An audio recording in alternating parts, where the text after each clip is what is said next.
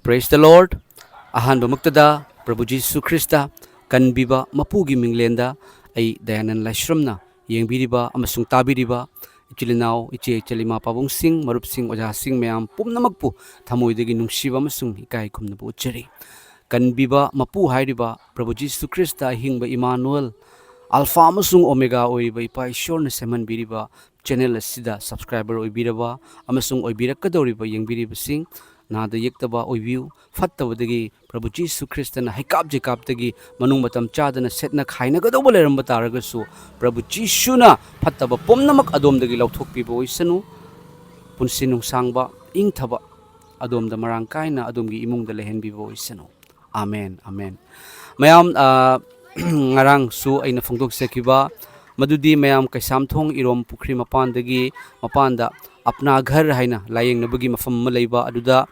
akhoi inaw Syam Kumar haiba inaw ama 10th hadagi mahagasi kidney animak fail oiduna magi nungsirabi mamana magi mama dugi kidney do masanupada transplant tawbiba ado hidak saningai gi leitabagi maramna mekhoi hujik anabado henzelena chingba haibirakpa matamda mayam aigi thamoida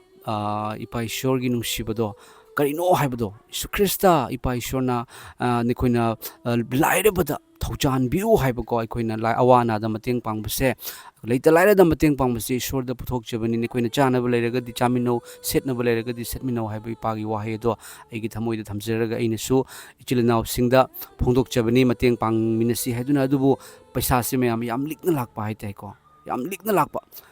lakpa sida aina ngarang se live thaba live thajubani nahan wapau semgibani aduga paisa si jam likna lakpa ko mayam adu ngarang mu live thajubani aduda live tharengi marak tu phawda paisa si amna likna lakpagi maramna ai gonda keno tawba ngamjadabani ko mayam kamai tawsino aina khallingaida live thaba hek loiraga aina gp da changaga balance check tawba matamna mayam aina ph water supply gi thabak ama shorna fangan bibado adugi thabak tu gi salary changaga lerame Praise the Lord mayam thamag khakki salary la ame adudagi mayam aina aikoigi hojiki inaw Syam Kumar amasung ima mekoigi hidaki oina kitang oiragasu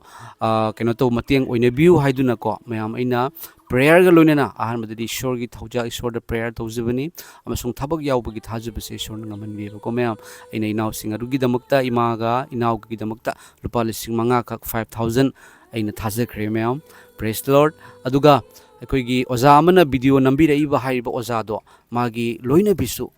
cancer patient oiduna magi damaktasu prathana tawjabani haiba oza amasung magi loina bigi damaktasu lupa lising amakak aina thajikibani mayam aduga yam nungaiba paw mana mayam aina Ishorda prathana prayer tawjakiba aikoigi oza adugi loina bi cancer patient oirambi aikoigi ichi ama mahakna video oina thabirei madudi magi hakchang do Ishorna tabiduna hakchang nungaire haiduna mayam ingonda haibirei bako mayam Praise the Lord masi yanganjage ahan bada ai Holy Bible dagi Ishor gi wahi pathok serake amasung thajaraba singda ina request tawjage madudi ngasigi wapau se chanbiduna share tawbiu punamakta yohanbiu ko mayam share tawbiu aduga Ishor gi achumbado takthok minasi aikoina Matthew gi pandup tara gi pada nipan da kari hai anaba sing fahalu kusti thungba sing senghalu asiba sing hingathalu amasung bhut sing tanthu nekhoina lemna phangba adu lemna pithu hai amen hairibase Ishorna khoi pibiraba yathangneba kari sunat khidraba matik chadaba Christian ya haugi laini haduna Jesu Christa se pastor ama phuramba misakneba ise adubu ipa Ishorna ibu khandok pibani afaba wapaugi damakta Jesu Christa kanano haibadu takthokna bagi damakta Christian oi kau Christian haibadu karino Jesu Christa gi tungin ba haibadu Jesu gi magi wahai injabagi mathau tai haibadu achumbadu Ishorna phungdokna baduga ipa Ishor da haijana bagi damakta amasung cancer narambi aduga hojik pharak labi che aduna mekoina leiriba apna ghar hairiba mafam aduda ana ek mayam ama lei hai mekoi pumnamakki damakta haijabiu haiduna so haibirei mayam ai aroibada ai prathana tawjarake ahan bada kogi inaw Syam Kumar amasung ichena phongdok pirakpa video mate ama tabiu ko jate anda laisomna ai ge na bi damakta lupa lising manga Ishor gi mingda prathana ga loinana ai gi pangbirakpase hena thagasari ꯑꯗꯨꯕꯨ ꯑꯣꯖꯥꯅ ꯇꯧꯔꯨ ꯈꯨꯗꯤꯡꯃꯛꯇ ꯑꯩꯉꯣꯟꯗꯒꯤ ꯍꯦꯟꯅ ꯅꯥꯔꯕ ꯁꯣꯛꯂꯕꯁꯤꯡꯗ ꯄꯥꯡꯕ ꯉꯝꯕ ꯑꯣꯏꯕꯤꯌꯨ ꯍꯥꯏꯅ ꯏꯁꯣꯔꯒꯤ ꯃꯤꯡꯗ ꯄ꯭ꯔꯊꯅꯥ ꯇꯧꯖꯔꯤ꯫ ꯊꯥꯒꯠꯆꯔꯤ ꯑꯣꯖꯥ ꯗꯌꯥꯅꯟꯗ ꯂꯥꯏꯁ꯭ꯔꯝ ꯉꯁꯤ ꯑꯩꯅ ꯅꯥꯔꯤꯉꯩ ꯃꯇꯝꯗꯁꯨ ꯑꯣꯖꯥꯅ ꯑꯩꯒꯤꯗꯃꯛ ꯄ꯭ꯔꯊꯅꯥ ꯇꯧꯕꯤꯗꯨꯅ ꯉꯁꯤꯗꯤ ꯑꯣꯖꯥꯒꯤ ꯄ꯭ꯔꯊꯅꯥ ꯏꯁꯣꯔꯅ ꯇꯥꯕꯤꯗꯨꯅ ꯑꯩ ꯈꯔ ꯐꯒꯠꯂꯛꯇꯨꯅ ꯍꯧꯖꯤꯛꯇꯤ ꯁꯣꯐꯥꯗ ꯐꯝꯗꯨꯅ ꯑꯣꯖꯥꯒꯤ ꯃꯐꯝꯗ ꯍꯔꯥꯎ ꯅꯨꯡꯉꯥꯏꯕꯗꯣ ꯐꯣꯡꯗꯣꯛꯆꯕ ꯉꯝꯖꯔꯦ꯫ ꯑꯣꯖꯥ ꯑꯩꯁꯨ ꯅꯥꯕ ꯐꯔꯛꯄꯒꯨꯝꯅ ꯑꯣꯖꯥꯒꯤ ꯄ꯭ꯔꯊꯅꯥ ꯑꯩꯈꯣꯏ ꯑꯄꯅꯥꯒꯔꯁꯤꯗ ꯌꯥꯝ ꯂꯩꯃꯤꯟꯅꯩ ꯃꯌꯥꯝꯁꯤꯒꯤꯗꯃꯛꯇꯁꯨ ꯃꯃꯤꯡ ꯄꯟꯗ꯭ꯔꯒꯁꯨ ꯑꯣꯖꯥ ꯑꯄꯅꯥꯒꯔꯗ ꯂꯩꯕ ꯑꯅꯥ ꯑꯌꯦꯛꯁꯤꯡꯒꯤꯗꯃꯛ ꯑꯣꯖꯥꯅ ꯏꯁꯣꯔꯗ ꯄ꯭ꯔꯊꯅꯥ ꯇꯧꯕꯤꯌꯨ꯫ ꯑꯗꯨꯕꯨ ꯑꯣꯖꯥ ꯉꯔꯥꯡꯁꯨ ꯑꯩꯉꯣꯟꯗ ꯂꯨꯄꯥ ꯂꯤꯁꯤꯡ ꯑꯃ ꯊꯥꯕꯤꯔꯛꯇꯨꯅ ꯑꯩꯒꯤ ꯑꯋꯥ ꯑꯅꯥꯒꯤ ꯃꯇꯦꯡ ꯄꯥꯡꯕꯤꯔꯛꯑꯦ꯫ ꯌꯥꯝ ꯍꯔꯥꯎꯋꯦ ꯑꯣꯖꯥ꯫ ꯑꯗꯨꯒ ꯃꯇꯝ ꯆꯨꯞꯄꯗ ꯑꯣꯖꯥꯅ ꯑꯅꯥ ꯑꯌꯦꯛ ꯃꯌꯥꯝꯗꯨꯒꯤꯗꯃꯛ ꯄ꯭ꯔꯊꯅꯥ ꯇꯧꯕꯤꯗꯨꯅ ꯑꯅꯥ ꯑꯌꯦꯛ ꯑꯩꯒꯤ ꯐꯒꯠꯂꯛꯄ ꯁꯨꯃꯥꯏꯅ ꯃꯌꯥꯝ ꯄꯨꯝꯅꯃꯛꯁꯦ ꯑꯅꯥ ꯑꯌꯦꯛ ꯐꯔꯛꯅꯕꯒꯤꯗꯃꯛꯇ ꯏꯁꯣꯔꯗ ꯃꯇꯝ ꯆꯨꯞꯄꯗ ꯅꯤꯡꯁꯤꯡꯕꯤꯌꯨ ꯍꯥꯏꯅ ꯍꯥꯏꯔꯒ ꯃꯇꯥꯡꯁꯤꯗ ꯂꯣꯏꯁꯤꯟꯖꯔꯤ꯫ ꯑꯁꯤꯅꯤ ꯃꯌꯥꯝ ꯌꯥꯝ ꯅꯨꯡꯁꯤ ꯏꯁꯣꯔꯅ ꯅꯈꯣꯏꯕꯨ ꯍꯦꯟꯅ ꯂꯣꯏꯅꯕꯤꯕ ꯑꯣꯏꯁꯅꯨ ꯃꯌꯥꯝ ꯑꯩ ꯄ꯭ꯔꯦꯌꯔ ꯇꯧꯖꯔꯛꯀꯦ ꯑꯞꯅꯥ ꯘꯔ ꯍꯥꯏꯔꯤꯕ ꯃꯐꯝ ꯑꯗꯨꯗ ꯂꯩꯕꯤꯔꯤꯕ ꯑꯅꯥ ꯑꯌꯦꯛꯅ ꯃꯔꯝ ꯑꯣꯏꯔꯒ ꯑꯋꯥ ꯃꯩꯁꯥ ꯂꯥꯡꯂꯤꯕꯁꯤꯡ ꯑꯗꯨꯒꯤꯗꯃꯛꯇꯁꯨ ꯑꯩ ꯏꯁꯣꯔꯗ ꯍꯥꯏꯖꯔꯛꯀꯦ ꯄ꯭ꯔꯚꯨ ꯖꯤꯁꯨ ꯈ꯭ꯔꯤꯁꯇ ꯃꯍꯥꯛꯀꯤ ꯃꯤꯡꯂꯦꯟ ꯑꯁꯦ ꯃꯇꯤꯛ ꯌꯥꯝꯅ ꯆꯥꯎꯕꯅꯤ ꯃꯤꯑꯣꯏꯕꯕꯨ ꯀꯟꯕꯤꯅꯕꯒꯤꯗꯃꯛꯇ ꯍꯥꯏꯗꯨꯅ ꯃꯍꯥꯛꯅ ꯀꯜꯕꯥꯔꯤꯒꯤ ꯀ꯭ꯔꯣꯁꯇ ꯁꯤꯕꯤꯕꯅꯤ ꯃꯥꯒꯤ ꯍꯛꯆꯥꯡꯗ ꯇꯥꯕ ꯗꯥꯛꯐꯝꯅ ꯑꯩꯈꯣꯏ ꯅꯥꯕ ꯐꯅꯕꯒꯤꯅꯤ ꯍꯥꯏꯗꯨꯅ ꯑꯗꯨꯒ ꯍꯨꯝꯅꯤ ꯁꯨꯕ ꯅꯨꯃꯤꯠꯇ ꯑꯃꯨꯛ ꯍꯤꯡꯒꯠꯈꯤꯕꯅꯤ ꯑꯗꯣꯝꯅ ꯀꯔꯤꯒꯨꯝꯕ ꯑꯞꯅꯥ ꯘꯔ ꯍꯥꯏꯔꯤꯕ ꯃꯐꯝꯗ ꯂꯩꯕꯤꯕ ꯏꯆꯤꯜ ꯏꯅꯥꯎ ꯏꯆꯦ ꯏꯆꯜ ꯄꯥꯕꯨꯡꯁꯤꯡꯅ ꯌꯦꯡꯕꯤꯕ ꯇꯥꯔꯒꯗꯤ ꯄ꯭ꯔꯚꯨ ꯖꯤꯁꯨ ꯑꯩꯒꯤ ꯑꯅꯥꯕꯁꯦ ꯏꯄꯥ ꯅꯉꯣꯟꯗ ꯁꯤꯟꯅꯖꯔꯤ ꯍꯥꯏꯅ ꯍꯥꯏꯕꯤꯌꯨ ꯆꯣꯛꯊꯔꯕ ꯋꯥꯔꯕ ꯄꯣꯠꯂꯨꯝ ꯄꯨꯕ ꯄꯨꯝꯅꯃꯛ ꯑꯩꯉꯣꯟꯗ ꯂꯥꯛꯎ ꯑꯩꯅ ꯅꯈꯣꯏꯕꯨ ꯄꯣꯊꯥꯍꯟꯕꯤꯒꯅꯤ ꯑꯩꯒꯤ ꯄꯣꯠꯄꯨ ꯅꯊꯛꯇ ꯊꯣꯡꯒꯠꯂꯨ ꯑꯃꯁꯨꯡ ꯑꯩꯉꯣꯟꯗꯒꯤ ꯇꯝꯖꯧ ꯃꯔꯝꯗꯤ ꯑꯩꯗꯤ ꯄꯨꯛꯅꯤꯡ ꯇꯞꯄꯤ ꯑꯃꯁꯨꯡ ꯊꯃꯣꯏꯗ ꯅꯣꯜꯂꯨꯏ ꯑꯗꯨꯒꯅꯈꯣꯏꯒꯤ ꯊꯋꯥꯏꯒꯤꯗꯃꯛ ꯄꯣꯊꯥꯕ ꯐꯪꯒꯅꯤ ꯃꯔꯝꯗꯤ ꯑꯩꯒꯤ ꯄꯣꯠꯄꯨꯗꯤ ꯂꯥꯏ ꯑꯃꯁꯨꯡ ꯑꯩꯒꯤ ꯄꯣꯠꯂꯨꯝꯗꯤ ꯌꯥꯡꯉꯤ ꯍꯥꯏꯗꯨꯅ ꯍꯥꯏꯕꯤꯕꯅꯤ ꯑꯦꯃꯦꯟ ꯃꯌꯥꯝ ꯀꯣ ꯑꯩ ꯑꯗꯣꯝꯁꯤꯡꯒꯤꯗꯃꯛꯇ ꯏꯁꯣꯔꯗ ꯍꯥꯏꯖꯒꯦ ꯑꯗꯨꯒ ꯑꯍꯥꯟꯕꯗ ꯏꯁꯣꯔꯒꯤ ꯋꯥꯄꯥꯎ ꯑꯃꯠꯇꯁꯨ ꯄꯥꯊꯣꯛꯆꯒꯦ ꯃꯥꯔꯛ ꯍꯥꯏꯔꯤꯕ ꯂꯥꯏꯔꯤꯛ ꯑꯗꯨꯒꯤ ꯄꯟꯗꯨꯞ 13 ꯄꯗ 15 ꯍꯧꯔꯒ ꯄꯗ 19 ꯑꯁꯨꯝꯅ ꯍꯥꯏ ꯃꯍꯥꯛꯅ ꯃꯈꯣꯏꯗ ꯍꯥꯏꯈꯤ ꯇꯥꯏꯕꯪꯄꯥꯟ ꯄꯨꯝꯅꯃꯛꯇ ꯆꯠꯇꯨꯅ ꯇꯥꯏꯕꯪ ꯃꯤ ꯄꯨꯝꯅꯃꯛꯇ ꯑꯐꯕ ꯋꯥꯄꯥꯎ ꯁꯟꯗꯨ ꯊꯥꯖꯔꯕ ꯑꯃꯁꯨꯡ ꯕꯥꯞꯇꯥꯏꯁ ꯂꯧꯔꯕ ꯃꯍꯥꯛꯄꯨ ꯀꯟꯕꯤꯒꯅꯤ ꯊꯥꯖꯗꯕ ꯑꯗꯨꯕꯨ ꯑꯔꯥꯟꯕ ꯇꯥꯍꯟꯒꯅꯤ ꯈꯨꯗꯝꯁꯤꯡ ꯑꯁꯤ ꯊꯥꯖꯕ ꯃꯤꯁꯤꯡꯒ ꯂꯣꯏꯅꯒꯅꯤ ꯃꯈꯣꯏꯅ ꯑꯩꯒꯤ ꯃꯤꯡꯗ ꯚꯨꯠꯁꯤꯡ ꯇꯥꯟꯊꯣꯛꯀꯅꯤ ꯑꯗꯨꯒ ꯃꯈꯣꯏꯅ ꯑꯅꯧꯕ ꯂꯣꯟꯁꯤꯡ ꯉꯥꯡꯒꯅꯤ ꯃꯈꯣꯏꯅ ꯂꯤꯟꯁꯤꯡ ꯄꯥꯏꯈꯠꯀꯅꯤ ꯃꯈꯣꯏꯅ ꯍꯨ ꯊꯛꯂꯕꯁꯨ ꯃꯗꯨꯅ ꯃꯈꯣꯏꯕు ꯀꯔꯤꯁꯨ ꯑꯃꯥꯡꯕ ꯊꯣꯛꯍꯜꯂꯣꯏ ꯃꯈꯣꯏꯅ ꯑꯅꯥꯕꯁꯤꯡꯒꯤ ꯃꯊꯛꯇ ꯈꯨꯠ ꯊꯝꯕꯗ ꯃꯈꯣꯏ ꯐꯒꯅꯤ ꯑꯦꯃꯦꯟ ꯍꯜꯂꯦꯂꯨꯌꯥ ꯄꯥꯊꯣꯛꯈ꯭ꯔꯕ ꯏꯄꯥꯒꯤ ꯋꯥꯍꯩ ꯑꯁꯤꯕꯨ ꯇꯥꯕꯤꯔꯤꯕ ꯑꯅꯥ ꯑꯌꯦꯛ ꯑꯀꯤ ꯂꯥꯡꯇꯛꯅꯕ ꯍꯩꯀꯥꯞ ꯖꯩꯀꯥꯞꯅ ꯃꯔꯝ ꯑꯣꯏꯔꯒ ꯑꯋꯥ ꯃꯩꯁꯥ ꯂꯥꯡꯂꯕꯁꯤꯡꯗ ꯏꯄꯥꯒꯤ ꯋꯥꯍꯩ ꯑꯁꯤꯅ ꯔꯤꯂꯤꯁ ꯐꯠꯇꯕ ꯄꯨꯝꯅꯃꯛꯇꯣ ꯇꯥꯟꯊꯣꯛꯈꯤꯕ ꯑꯣꯏꯁꯅꯨ ꯑꯗꯣꯝꯒꯤ ꯍꯛꯆꯥꯡꯗꯒꯤ ꯑꯩꯗꯤ ꯀꯅꯥꯁꯨ ꯅꯠꯆꯗꯦ ꯑꯗꯨꯕꯨ ꯏꯁꯣꯔꯅ ꯑꯩꯕꯨ ꯅꯨꯡꯁꯤ ꯏꯁꯣꯔꯅ ꯑꯩꯕꯨ ꯈꯟꯗꯣꯛꯄꯤ ꯏꯆꯥꯅꯨꯄꯥ ꯍꯥꯏꯗꯨꯅ ꯃꯔꯝ ꯑꯗꯨꯅ ꯑꯩ ꯑꯗꯣꯝꯁꯤꯡꯒꯤꯗꯃꯛꯇ ꯑꯞꯅꯥ ꯘꯔ ꯍꯥꯏꯔꯤꯕ ꯑꯅꯥ ꯂꯥꯌꯦꯡꯁꯪꯗ ꯂꯩꯕꯤꯔꯤꯕ ꯑꯩꯅ ꯁꯛ ꯈꯪꯖꯗ꯭ꯔꯒꯁꯨ ꯄ꯭ꯔꯚꯨ ꯖꯤꯁꯨꯅ ꯑꯗꯣꯝꯕꯨ ꯅꯨꯡꯁꯤ ꯃꯍꯥꯛ ꯙꯔꯃ ꯁꯟꯗꯣꯛꯄ ꯂꯥꯛꯄ ꯅꯠꯇꯦꯀꯣ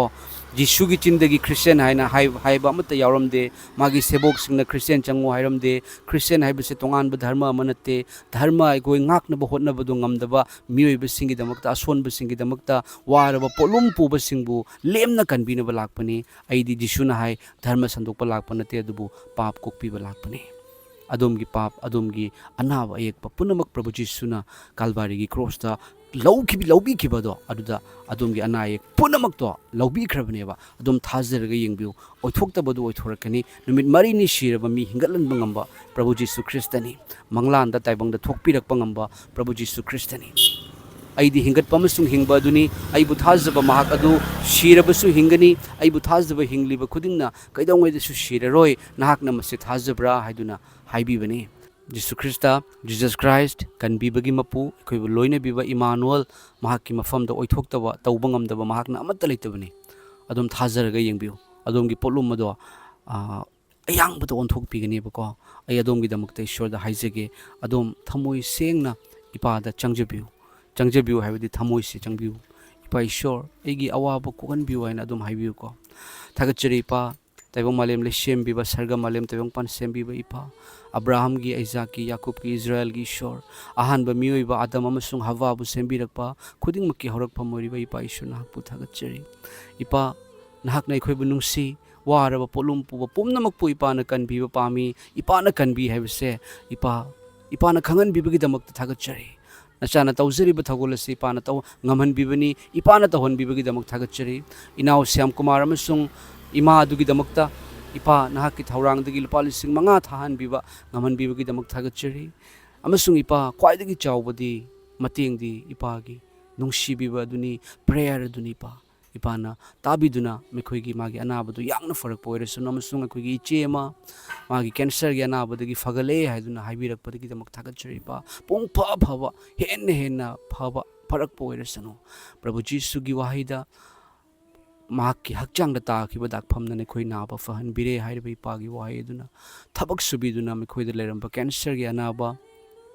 मेखोइदा लेरंबा अखोइगी किडनी डैमेज की अनाबा हार्ट फेल की अनाबा कैंसर की अनाबा लिवर डैमेज की अनाबा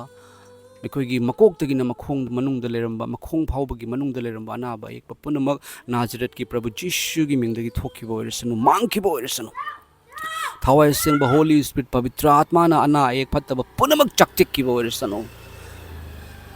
नेकोइना लिनसिंग पैकेट कनी नेकोइना भूतसिंग तांथोकनी अनौबा लोनसिंग आंगनी नेकोइना हु थकलबसु मदुन नेकोइबु करिसु अमांगबा थोकलोय नेकोइना अनाबसिंगी मथक्ता खुत्ता मद फगनी हाइरबा इपागी वाहेदो थमोइदा थमजरगा नचाना प्रेयर तौजरी जीशुगी मिंगदा ओइथोक्तबा लेते जीशुगी मिंगदा अपना घर हाइरबा मफम अदुदा लेरिबा अना एक सिंग अदो इपा मेखोइ यांगना थाजबा सिंगबु इपा यांगना इपादा कनबिउ हाइबसिंगबु यांगना हीलिंग ओइबा यांगना मेखोइ अना एक पुनमक्तगी फजबा मेखोइ अवाना पुनमक पोलुम पुनमक थांगदबा ओइरसनु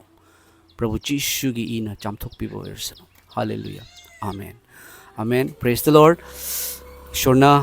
अपना घर है मफमदुदा लेबिरिबा ओजासिंग इचिलना उचे इचिलसिंगी अना एक पुनमक कोखनबीगनी थाजबिउ को हाइदाक सुचाबिउ ट्रीटमेंट सु तौबिउ ईश्वर की थौजा लोइना बिरकपा मतमदा हेन माहि यानबो ओइगनी